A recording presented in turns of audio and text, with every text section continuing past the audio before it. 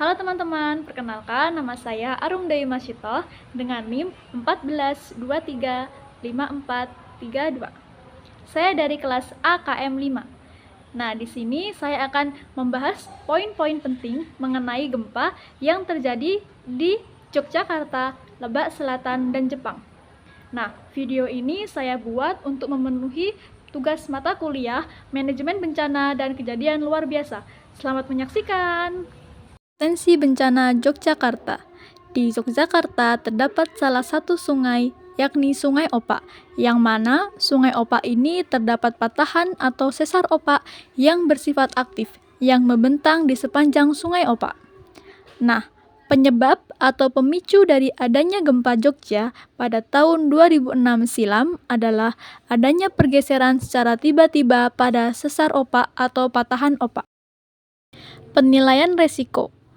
Dikarenakan Sungai Opak memiliki patahan atau sesar yang aktif, yang mana sesar ini telah bergeser dalam waktu dekat dan berkemungkinan akan beresiko atau berpotensi mengalami pergerakan atau pergeseran kembali di masa depan atau di waktu yang akan datang. Untuk jenis bencananya adalah bencana alam geologi, dikarenakan penyebabnya dari pergerakan lempeng tektonik atau bisa disebut juga dengan gempa bumi tektonik. Nah, dampak dari gempa Jogja yang pertama yaitu memakan korban jiwa yang mana hampir 6.000 kematian, kemudian puluhan ribu orang mengalami luka-luka dan kehilangan tempat tinggal. Yang kedua yaitu adanya rayapan atau pergeseran tanah di lepen, seperti sumur yang retak berubah menjadi elips dan bangunan warga atau rumah warga yang bergeser sampai puluhan meter dari lokasi awal. Untuk mitigasi bencana di gempa Jogja yaitu dengan membuat rumah dom atau rumah tahan gempa. Potensi bencana di Lebak Selatan.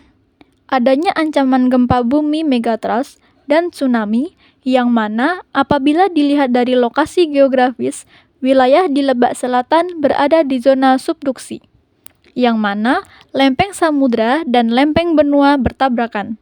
Hal ini yang menjadikan berbagai wilayah seperti Sumatera Barat, pesisir selatan Jawa, Bali, dan Nusa Tenggara sangat rentan terhadap gempa bumi.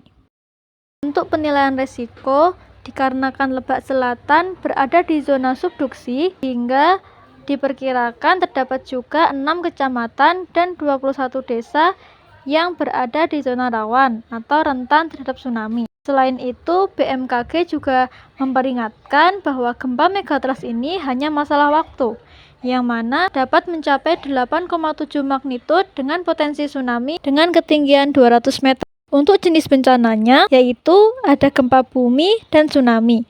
Gempa bumi megatrust yang mana disebabkan oleh pergerakan lempeng tektonik di zona subduksi, dan tsunami dikarenakan gelombang laut besar yang dipicu oleh gempa bumi megatrust. Untuk dampak bencananya, yaitu yang pertama, adanya potensi kehancuran desa di pesisir akibat gempa dan tsunami. Dua, juga dapat menimbulkan kepanikan dan kecemasan di kalangan masyarakat akibat ancaman dari adanya gempa megatrust ini.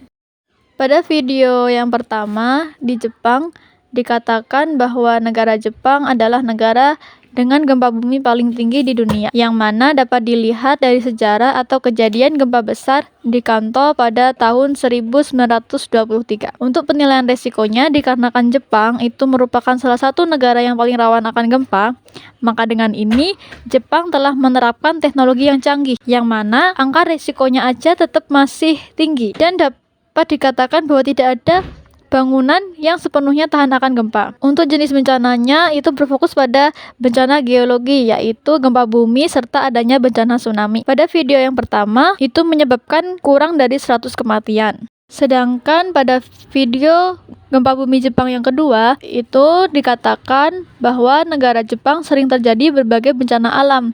Di antaranya ada topan, tanah longsor, dan banjir, yang mana juga sudah terdapat bukti sejarah panjang bencana alam yang sering terjadi. Untuk penilaian risikonya, dikarenakan negara Jepang memiliki risiko bencana yang sangat tinggi dengan rata-rata 700 sampai 2000 gempa bumi tiap bulannya. Untuk jenis bencananya sama, yaitu bencana alam geologi dan iklim seperti tanah longsor, banjir, topan, dan gempa bumi. Untuk dampaknya, negara Jepang membentuk warga untuk bersiap siaga atau memiliki kesiapan rekayasa atau berinovasi, seperti membuat bangunan tahan gempa, menerapkan edukasi mitigasi bencana dini.